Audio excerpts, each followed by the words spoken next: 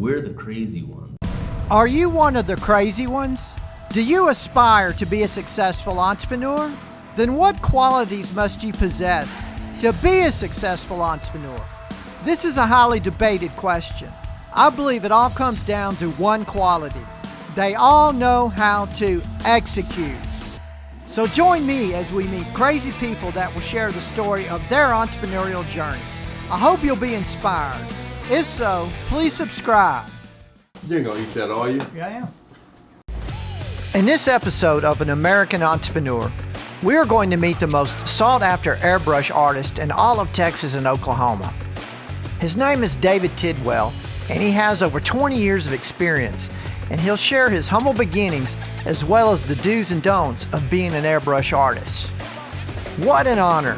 I've been hounding this guy to come on this channel for about 2 years, and finally, he's agreed to let us in his private non-disclosed studio. So buckle up and let's dive in. Hey David, how's it going? What's going on, Curtis? How you doing? Oh, pretty good. Well, thanks for having me out here. Yeah, welcome to our private studio. Come on in. A little bit cold outside. Thanks for asking me in. Well, it should be a little toastier in here. Well, how about a tour then? Show us a little bit about the place. Okay. This is my private studio. I've been working out of here for about 15 years now, and or some of the time. This has got it split up into two sides. This is I guess the dirty side, I guess is what you say, and then I have the clean side over here. This is basically where I keep most of my supplies. We've got buffing stuff. There's some paint in here and just random odds and ends. This is where you keep all your supplies. This is where I keep all my supplies. Okay. I like pegboard, as you can see. Over here is the flame cabinet. Gotta try to keep the place from burning to the ground. There you go. If you got any kind of like any spray paint or whatever, it gets stored in here. I got a lot of some of these are flammable, so we got to store them in the proper place. These are cases that I use because I'm mobile. I can go to other shops if I need to. If I need to go do work inside of a lot of these projects require to have a project put in a booth, so you really need to. Sometimes I got to go to other body shops. I used to have a body shop in Louisville, and I closed it a few years ago just to. And I still did a lot of work in my private studio, but to keep overhead down, I feel best if I could be mobile. And then I know enough body shops where if I need to get it in a booth to go clear coat something, then I can just get in the car and go. Or if I'm going to airbrush on site at somebody else's shop. Or over here, this is where the magic happens. This is the paint side. I usually when I work, I keep this door closed and try to keep it all contained so I don't get stuck anything in there. On the other side, and we can ventilate this properly, and it's never this clean. There's usually paint spills everywhere, but I've recently primed it, so we're gonna see if we can make a mess today. Well, it looks good so far anyway. Yeah, well, it never looks this good. Well, never. I've noticed your hairbrushes here, you're hanging them from the ceiling here, and you're running about, what, 3 or 4 brushes? I guess you have 3 or 4 paints going at the same time? I can run up to about 9 if I put a connection on that I want to. I don't like to run that many, though. I usually like to run about 3, 1 for color, 1 for black, and 1 for white. Right now I've got 4 going, and that was just because of a project I was working on prior. I like it this way. If there's any other airbrush out there, they're probably going to think that this is very weird the way I've got them hanging like this. It works for you. They'll drip for a couple minutes and then they kind of crust over. There's a hole on the top. I just scrape the paint off, and then I can continue doing what I'm doing. If I hang them like this, they can't fall off the table and get damaged. And to get the needle will get bent, or the end cap of the airbrush will get damaged, and then that's about, to replace this whole piece, that's about $50. And I've got a graveyard in there of airbrush parts from that happening. So I started hanging them. I separate them, I spread them out, I stagger them at different heights. This one needs to come up a little bit so they can't clank together. And all I got to do is reach over and grab the one I want, and I'm ready to go, and I don't have to worry about them falling off and getting damaged. So it's just a preference that I choose to do, and it works for me just great. So. I see you've got some of these Lazy Susans covered up here. Yeah, got some spin tables. I can put those anywhere I need. Got a nice rake sticking out of the wall there. Well, that's good to have. Yeah, it's always good to have a rake that you can stab through the wall. If you look on the other side, though, I have these EPA grade filters. I bought it in a roll, so it's hanging on the rake. Okay, that's where you're storing your filters. Yeah, so I just put a rake to hold that there. Eventually I'll buy a dowel or something. I'll make it a little nicer, but it works. So I didn't know where I was going to put that, and I happened to have a hole there. I didn't drill that hole by just for that. It was already there because I used to run my hoses through there, but now I'm doing that a little different. I've got a contraption here that goes up across the ceiling that I can hang things from, including my hoses. And the way I have my hoses run, I can get anywhere in the room with the hose, with keeping it off the floor. Because that kicks up dirt and things like that you don't want when you have a hose dragging on the floor. Just back here, I got a random assortment of airbrushes. Are these just backup airbrushes, or? Some of them are specialty airbrushes, like this is a Micron. This is for doing like super high detail. If I could get it open, this is probably my most expensive one. That I rarely use it unless I got to do little tiny details. And I have a couple other cheaper Microns that I use usually over that. What do they usually run you? This one here was about $700 or $800 when I got it. This is a TH one. I'm waiting on a needle to arrive for this one. This is a pretty cool airbrush. It's got a different type of trigger system, and it's got this big cup that goes on. And I can actually it's got an attachment right here that I can get a fan pattern, like a regular spray gun, and it sprays pretty wide, like that. So that's like, I use this for mostly like murals, or if I want a candy over, a small project, a candy, which is a transparent, like a Jolly Rancher looking paint. It's very vibrant and transparent. I love Iwata airbrushes. I've been using pretty much Iwata my whole career. Aside from I started out with Badgers, and I kind of went to the Iwatas because some of the guys I looked up to were using them, and I figured they were onto something, and they were. And I see this table here is one of those cable spools I see here. Yeah, that's just pretty heavy duty, sturdy table. I don't even know where I can't even remember where I've got this. I've had this for years and years and years, and it has been a great table. It's on wheels. I can slide it out if I want to and move it out and position it where if I need it somewhere. I took a little 1/4-inch piece of plywood and I made it in a square shape so I could instead of a round one, so I can put things on here and nothing will be falling off in the back, and it butts up against the wall real nice, so that worked out pretty good. Let's move it on over here. We got just more pegboard. This, like I said, I'm a big fan of the pegboard. This is the giant easel that has suction. You can actually see the blue fiber behind it. It's got the EPA regulated filters for like automotive grade filters.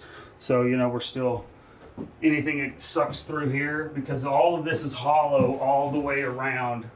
And there's two big giant squirrel cage fans in there, like the ones that you would have in your house, in your attic, that are sucking air, and it's pulling from here and all across here. So this is great for the easel. Like when I'll probably do some. I'll probably use this some today. When we're gonna do this, we're gonna paint a guitar back today. And this is this is going to be a kind of a cool project. So we'll probably utilize this some. This is a cleaning station over here. Airbrush pro tip right here. I'm pervious thanks to my local English color paint supply. They turned me on to this kitty litter. If you've got solvents or something like that, you want to try to contain that as much as you can, and you don't want that getting out into the atmosphere. So you can pour it into the kitty litter, and it dries over a few days or whatever, and then you can take it and dispose of it properly to a facility that will take in those hazardous materials. But the kitty litter absorbs those solvents, and it's just a little more eco-friendly to do that. So kitty litter, it's $2 for this bag. It'll last me for a long time. And these are just cleaning station right here. You got random assortments of pipe cleaners and things like that to get down into the guns. You got some putties and things like that. What's this hole for down right here? This is a flush station right here. So if I'm changing color out of my airbrush, what I'll do is I'll dump whatever I don't want. If I can't, unless I want to put it back in whatever paint's in there, I'll try to save and put it back in the bottle. But then I'll rinse it out with the solvent cleaner. I'll dump it in there and then put a little more in there, and then I can flush it out. I turn my blower on. You can hear it spooling up, and it sucks pretty good. I just, spray out the color. I'm pretty self-conscious about what's going on with what happens to the paint when it leaves my airbrush. I want to make sure that it's going where it's supposed to and not in my lungs or into other people's lungs. So we try to do the best we can to contain. And you use a respirator, I guess, the whole time you're painting as well? Yes. Do you wear a, I don't know what you call it, the body suits or whatever that those auto body paint people wear? If it's called for, I do. Usually if I've got to paint something that big that would require that, I'm gonna go to one of the mini body shops that I know, and I'll rent the booth for the night or whatever, and put that in a bigger paint booth. There's just not enough room in here to do that to require a bodysuit, really. Do they charge you any kind of a fee or anything to use their booth? Yeah, sometimes. Okay, well, it makes sense. Well, I mean, when I had my shop, paying $3,000 a month, I found myself working here more than I was there, just because all the little airbrushing stuff that I'm doing, I don't need to be in a paint booth running up an electric bill sky high to run a paint booth and just to airbrush. and you're not normally doing big projects either, right? Right. So it's like it's more convenient for me to do that work here, and then I would take it up to my shop to clear coat it, or to conduct business. I would go to my shop. But the overhead was just ridiculous, and I figured out, you know what, I only need to get in the paint booth every now and then, so I'm just going to work out of my private studio. And if I can I have several friends that own paint body shops. I can just go in there and either I'll owe them a favor, or they owe me a favor, or whatever. Like, hey man, can I get in the booth? And they say, yeah, man, sure. Or no, and I'll go to somebody, my other friend, you know what I mean, and he'll let me use his, and it really kept my overhead down. Well, $3,000 a month, I can imagine. If you're trying to make it in this business as an artist, and especially automotive airbrush, you need to keep your overhead down as much as possible, because you're gonna have to go work a side job just to pay for that. There are some guys that, and I did it for a long time, I can go do that and have the big shop, but I find that my overhead is much less if I do it this way. I've made enough contacts and friends in this industry. I don't really need a storefront anymore. I can do it from my private studio and still be safe about it. And when I got to get into the booth, I go. Okay. And So anyway, So this side right here, what do you do on there's this another side? switch right here, by the way. And this is the second blower.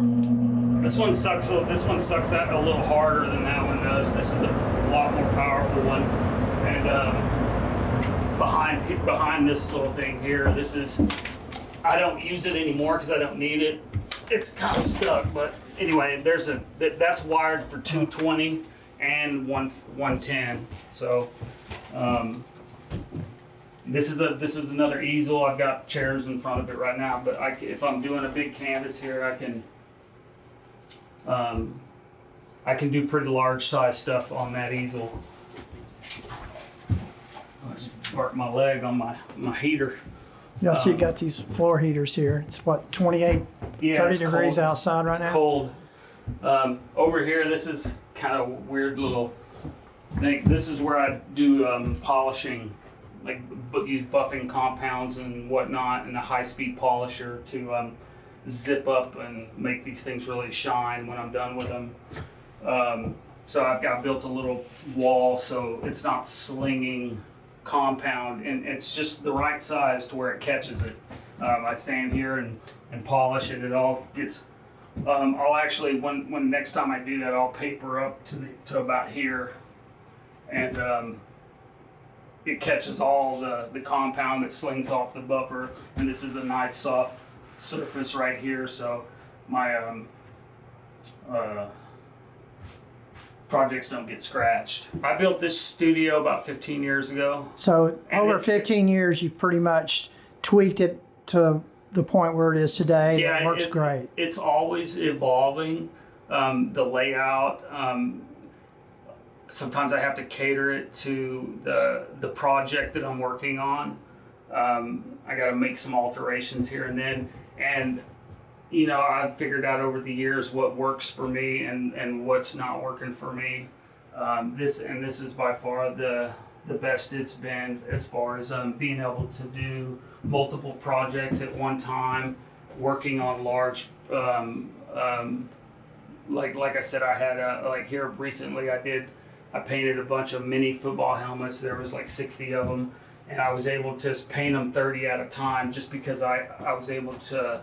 I have these over here, these 2x6s that I can lay across, and I can take parts too, and it's just this is the best it's been, I think, as far as utilizing the space I have. How many square feet would you say this entire space is? I don't know about how many square feet. I'd have to do the math, but it's which I'm not good at math, but it's a 12 by 24 foot shed. Oh, And I bought it from Home Depot. They came out, they installed it and put it together in one day. It came just holly board sidings and 2x4s. No insulation No or insulation. interior? No, I'd had to do all that myself. I never did. I sheetrocked it, but I never really finished it out. Eventually, I will.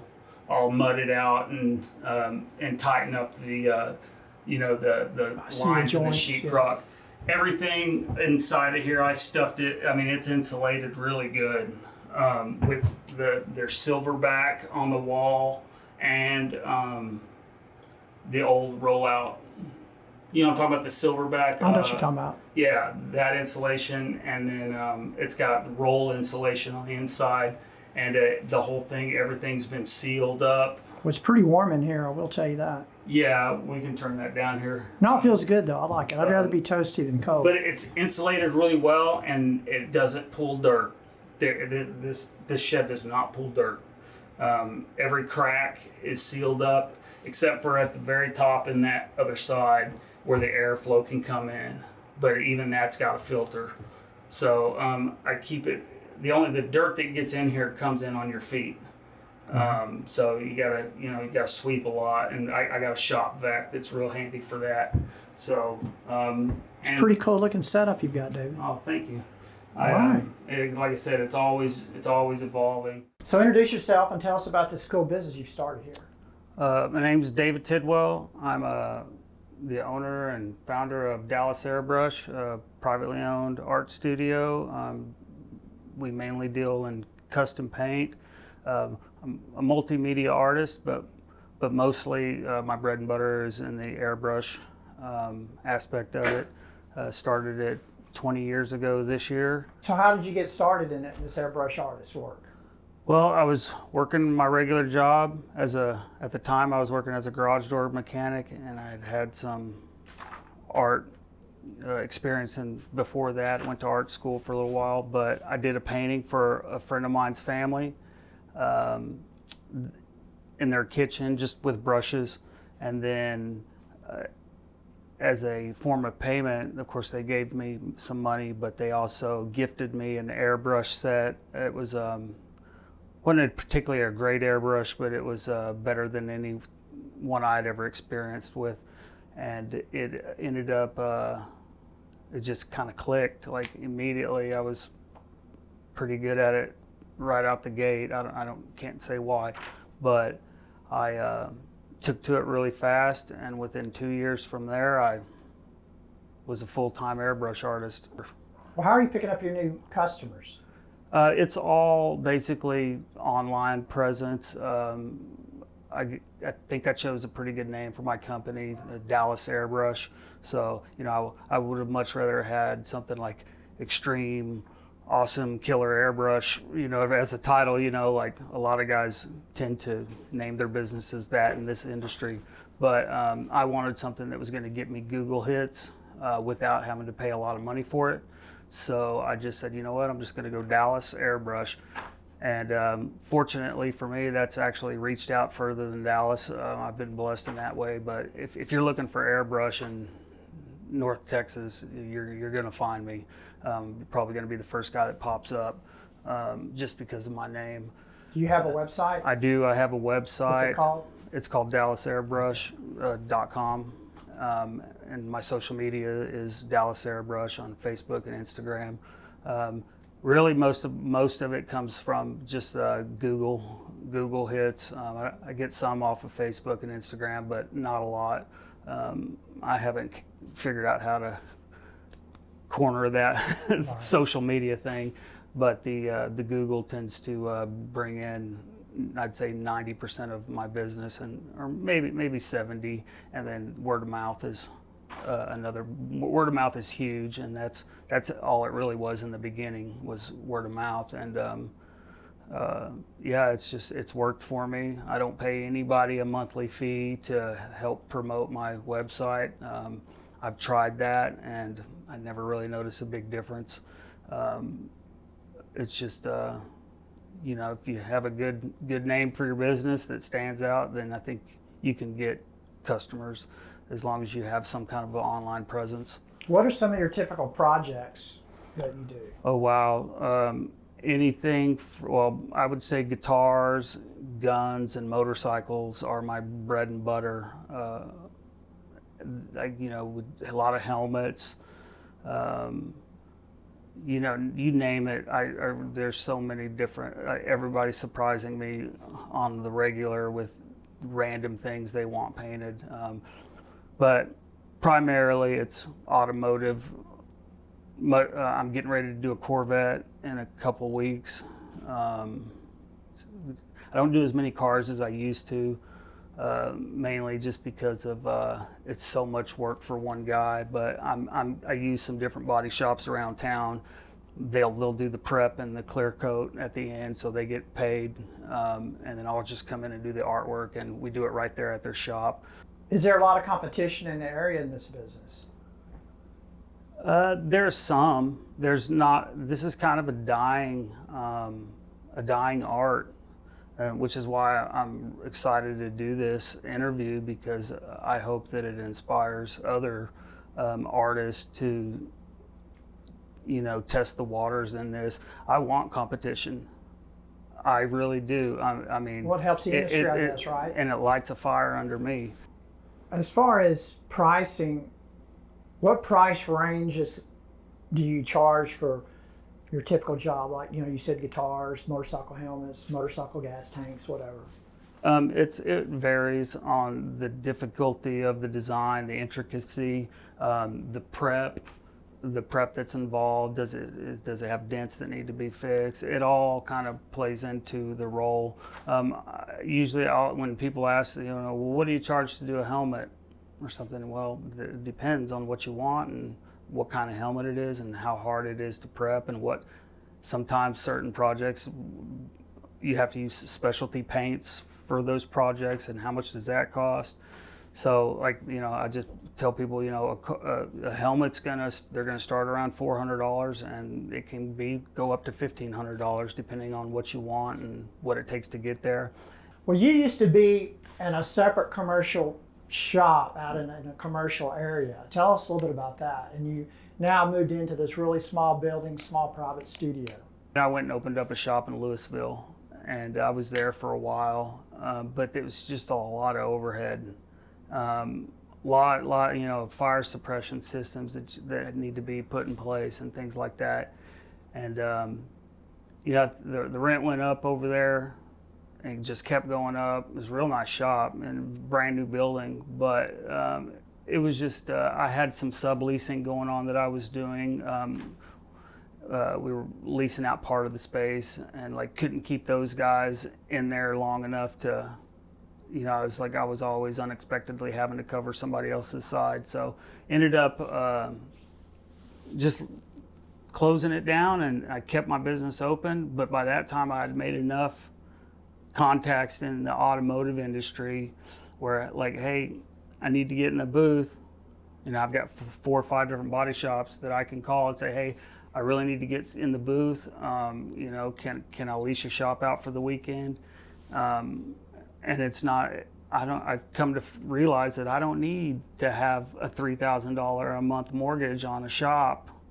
Most of the time I'm either sanding or I'm airbrushing, and it's such minuscule amounts of that I don't really need to be running up a huge electric bill in a shop while I'm airbrushing. So when it's ready to go into the booth, I'll just go to a shop, do what I got to do, and everybody gets taken care of, and we're good to go. And I don't have to worry about coughing up $3,000 every month. I think it's important in this industry to keep your overhead as low as you can, or else you're not going to make it. Does this industry have seasonality periods, or is it just really pretty much even throughout the year? The only seasonality that I see, it never really slows down for me personally, but what I do see is it's seasonal in what projects come my way. So all of a sudden I got 1 month, I can't remember exactly when it starts, but I'll get all these requests. People just start sending me hockey masks. I'll get 6 or 7 hockey masks at one time.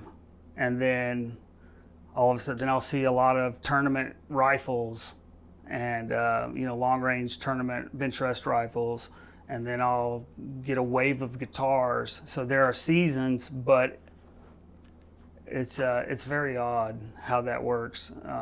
So kinda. What are some of the challenges that a business like this goes through, and how do you overcome those challenges?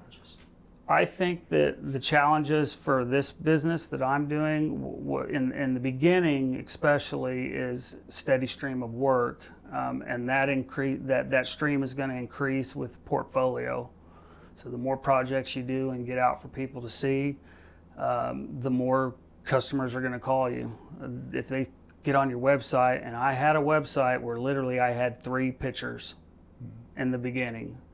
And I got 1 job off of that, and then there was 4, and then it grows and grows, and then the word just gets out there, starts getting out there. And then the other challenges I would say would be equipment, know your equipment, understand how to troubleshoot. A lot of people that get into airbrush, when they first start, well, it's clogged, I can't get it to work, it's not spraying right, this thing is junk, and it goes by the wayside, and that was their entire airbrush adventure right there. It's, they bought it, it sprayed good for a day, and then they couldn't figure out how to make it work right. So now fortunately for these newcomers, there's YouTube and all these cool things that you can troubleshoot. And Which I'm going to encourage you to start your own YouTube channel. I want to. Y'all heard it from right here. I want to. I'm gonna try. It's been on my mind. You just do little shorts and stuff. Yeah, it doesn't have to be anything. Use your phone. I might get a tripod for your phone. I might try like reels first and kind of see how that goes. You got 2 sons that'll come in here and help you. Oh yeah, my kids are YouTube experts. But other challenges would be the cost of materials and equipment has gone through the roof. Paint is so expensive. I paid almost $200 for 6 ounces of red the other day for automotive grade, and every quarter it just keeps going up and up and up. And so if you're not pricing out your jobs correctly to where you're feeding your family and yourself, and you're not going hungry, and you're not dumping all your profit back into paint, so you need to price your stuff correctly where you feed yourself. Don't do this for free. And don't expect to do it for your main living when you first started. No, absolutely not. But roughly, just an estimate, a range. Today, what would it cost for someone to get into airbrushing with good equipment, not the best and most expensive, but good solid equipment? You can expect to pay $150 for a good gun, for a good airbrush. This one right here is one I really like. I can get that at Hobby Lobby for about $160 probably. If you want to spend a little bit more, you can spend up to $1,000 on an airbrush. I have one really high-end airbrush that I use, and I don't barely ever break it out. Mainly because it's just if you drop it or something, I'm going to be upset. It's for special projects only. But and the compressor's probably a couple $100. Those really small ones you can get. Yeah, if you want to get a little small one, the little silent ones, those are nice if you need to go like set up at the mall or something. If you're doing shoes or something. But those aren't really that cheap. You can get a pretty good one at Harbor Freight for around $70. That they work great. But I recommend getting yourself a bigger tank. One that's not going to run constantly. I usually use the big, tall air compressors. Mine went out on me, so I got to replace it, and I'm using a smaller one now. But that's how many horsepower motor does it? I'm not sure. Well, I'll get a video of it. Yeah, I'm not sure. It's the air compressor I'm using right now is I don't care for it at all. It's very loud. But you spend a few $100s on a good compressor. Couple $100 on an airbrush, and then all your paints are expensive. Even the water-based stuff, the Createx airbrush paint is, last time I priced it was $6.99 for 2 ounces. They're 2 ounce bottles, so you can get the specialty kits that have 6 or 7 transparent colors and then 6 or 7 opaques. You'll save a little bit on those, and then you got all your cleaners and stuff like that. You can very easily get into $600-700 to get a proper setup going. And a good mask. Good mask. Yeah. Oh yeah. Totally. Good. That's a good point. By yourself, the paper masks are probably okay for doing the water-based stuff. But if you're spraying automotive grade paints, urethanes, you want a full face respirator, and you want to wear that at all times because this stuff will give you nerve damage and cancer. And then of course you've got the fans that. Yep. Pull it all out, which we showed in the intro part. Filter all your stuff with EPA grade filters. If you're doing automotive paint, and protect yourself at all times. It's toxic. If you're doing water-based paint, you can that stuff's not great to breathe either. But you can do something as simple as get 2 box fans, $15 fans. Put them in the window from Walmart. Yeah, put them in the window, but strap some filter, just regular air filters to the back side of it, to the front side of it, and just turn that on, and it'll help pull that stuff and make sure you're airbrushing towards those fans, and that'll keep it from going up in your face. But definitely protect yourself. If you want to do this for a long time, then you have to. What are some pieces of advice that you would give to someone, just business in general, that you've learned the past X number of years that you've been in business? Don't give up. Just stick with it. If you love airbrushing or you love doing art, do it for the love of the art. Don't quit your job until you're sure you can fill your financial duties, especially if you have a family. But don't give up. Don't go into this thinking that you're going to do this as a professional. Do it because you enjoy it. And if you do, and don't, I guess, don't half-ass it. Just go into it and try to do the very best work you can. Don't do a bunch of free work for people and not get paid. Take care of yourself, but don't do it going into it thinking you're going to be a pro. Just find out if you're good at it. If you're good at it, people will come to you. People will find out. Go to the car shows. Show people your work. Go to the motorcycle rallies. Start a YouTube channel. If people see you're doing good work, the clients will come. They will come. Have an online presence. Have a portfolio. Be willing to update that portfolio on a regular basis and show people that you're still doing it. When someone like this guitar right here, I guess people will send you some pictures over the phone of the guitar and maybe a design they want, and then you go from there, and that's how you price it out. It's pretty much a remote kind of thing. You don't really need to visit with them. Yes, sometimes. I cater to what they're comfortable with. If they want to come and have a sit down, I'm more than happy to do that. We can do it over the phone. We can do it through text messages. You can send me an email. Yeah, like this one in particular here, he's a repeat customer, and he came to me and was like, hey, I'm wanting to do something kind of Celtic, Irish Celtic, and he didn't really know what exactly. And so I said, okay, well, let me throw some ideas at you. I'll get it with you next week. And then I sent him some emails, and I actually did some concepts on Photoshop, of some different ideas, and threw them at him. And he said, well, I kind of like this one, but I like this one over here as well. Maybe if we're like a mixture of those two.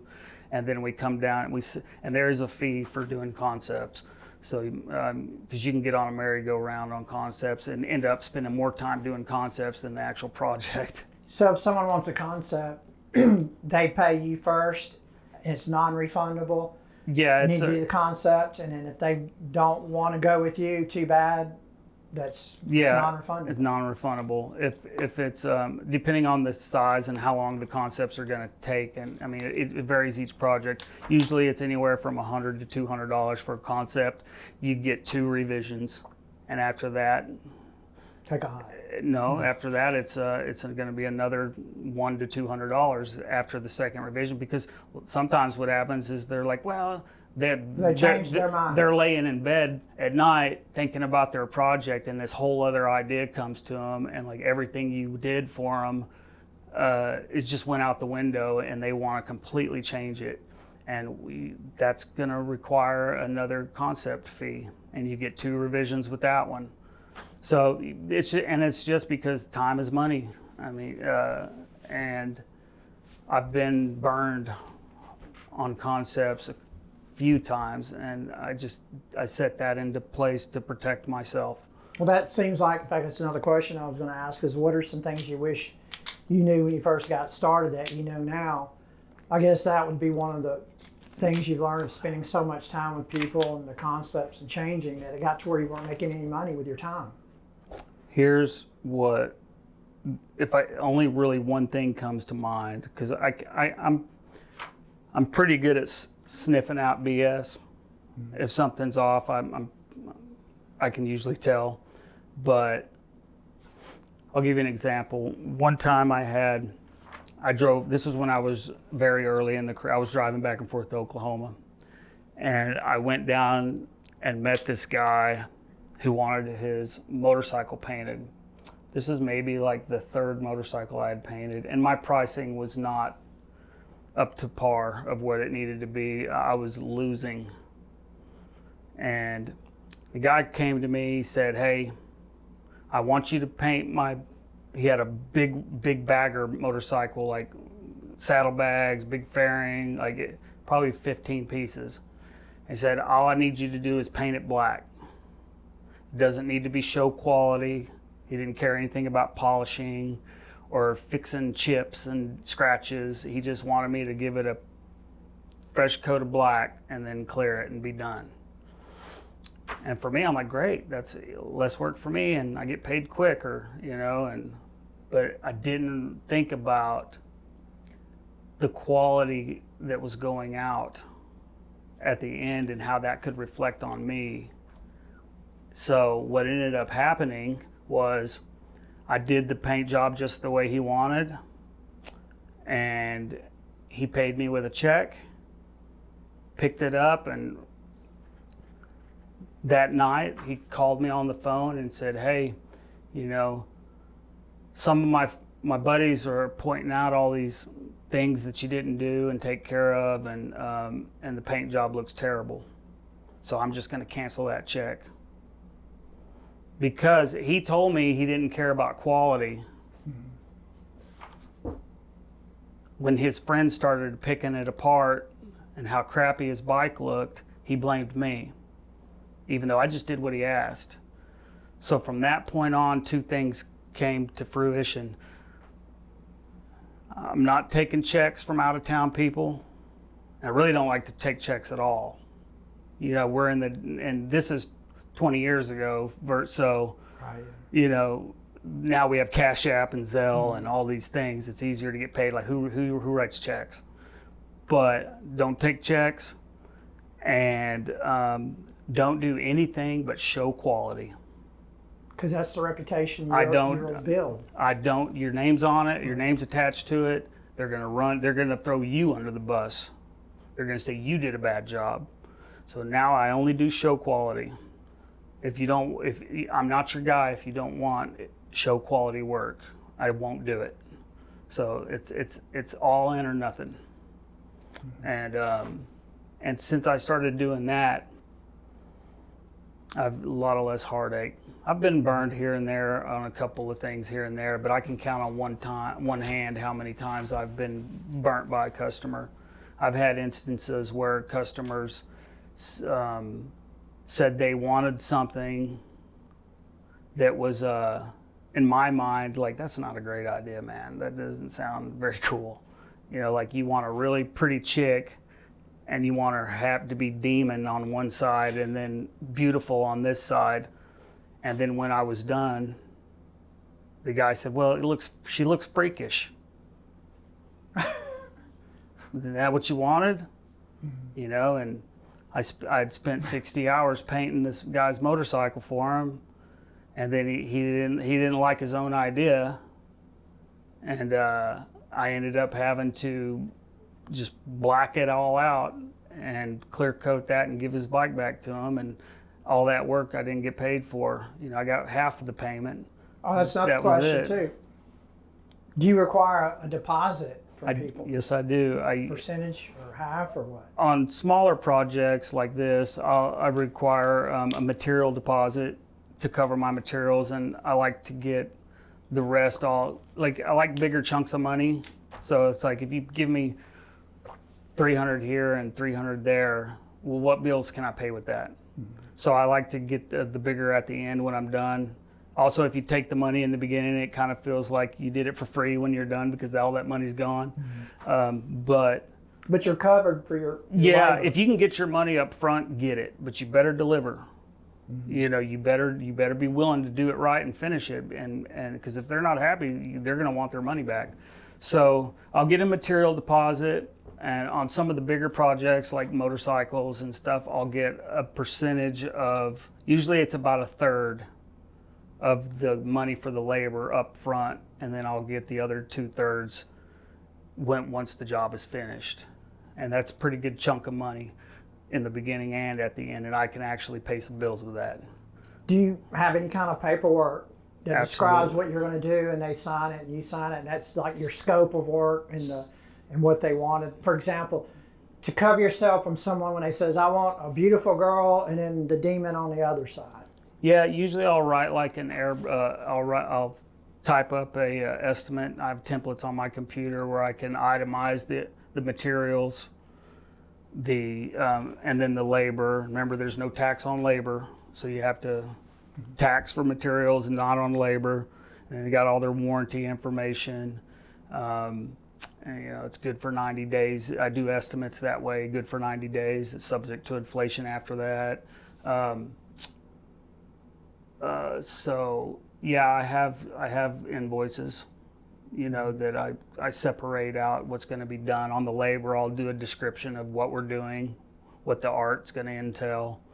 That way it's on paper, and there's records. So when the guy comes back and says, you didn't do what I asked you to do, I was like, well, it was all right here, just little things like that to protect yourself.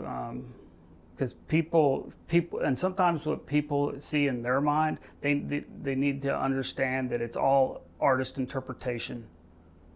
So you may have a vision in your mind, unless you can. If there's somebody that's peculiar, and he's looking what he's want, I say, okay, I need you to show me pictures. I need you to show me a concept. I'll have them do a concept, and if they can't provide that, well, then you're going to have to live with artist interpretation. It's a very gray area, and you just kind of got to learn to navigate those waters, and know when you're in those waters to begin with. Just comes with experience, I guess. Yeah, right? That's it. If you get bit learn from your mistakes. If you get bit, what can you do for the next time where that won't happen? But be as organized as you can be with your paperwork. Ask all your questions up front with the customer. Make sure you have an understanding of what that person's really wanting, and then it'll make it easier for you to deliver if you have a good understanding of what they're really wanting, and question them and challenge them, like, hey, and offer them advice on, well, what if you think it sounds off? Like with me, I made the mistake with that guy. He had a freaky design that he wanted, and I got burnt. If I had just voiced my concerns up front, like, hey, well, just so you know, that's going to look weird. That's I don't think that's a great idea. Tell them, and save yourself time. Sometimes people don't even really know what they want. Do you ever just tell someone, no, I'm not going to do that? Sure. You need to find someone else. What's an example of not that? enough. I don't do that enough. Well, that one we just talked about was a good example. I didn't want to do that. I didn't want to paint that. I didn't knew that was, but I did. I was scared that I was going to lose the job. And it kind of did. Even when I did it, if I'd have just said no, I don't feel like doing that. I don't think that's a good design, and I don't think I'm going to be able to give you something that you're happy with. And that could be devastating too. At the same time, no word of mouth, or don't go to the guy. He doesn't want to do what you want. But it can be, with your but you can can't sniff it out, I guess. Huh? You can't say it all the time. Right. Yeah, you have to know that sometimes you're not going to do things that you like. If I don't necessarily like it, that's okay. But if I think that it's going to burn me in the end, if I can't deliver, then I think it's better just to say no. I'm not really so much concerned with painting things that I like. I'd never survive this business if I did that. If you could paint only what you like, what would it be? I know you're very good at flames. If I could paint only what I like, I would just be painting canvases, and I would be doing galleries and shows and auctions. I would much rather be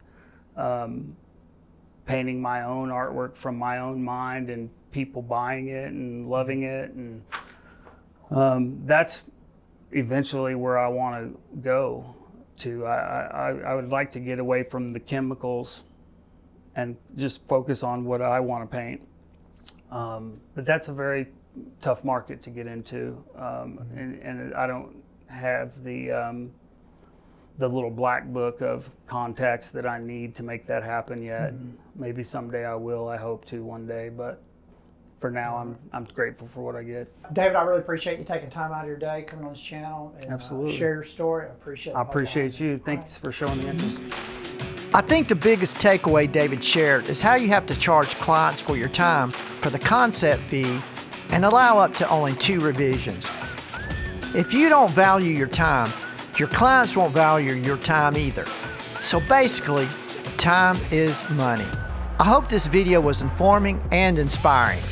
I'm Curtis Mulberg. Thanks for watching, and I'll see you next time.